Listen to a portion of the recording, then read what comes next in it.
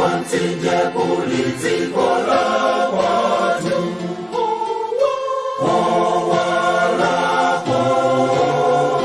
kumwenza imani woyelanga mberowo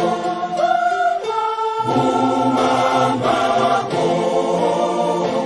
ule muzina la elika watu weneko kukakala ni Kristo ya mkawito seza moyaya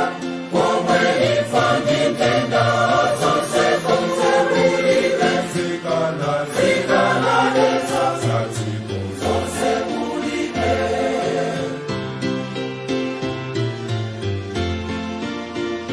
komwe kwandi Kristo mbuye wanganzakala wakenele zanumikizana ngira kwenzi akale umambako ule muzina la elika watu weneko kukakala ni Kristo ya mkawito seza moyaya komwe ifanyike ndazo seko mzerulike zikanale sasa ziku zose mulike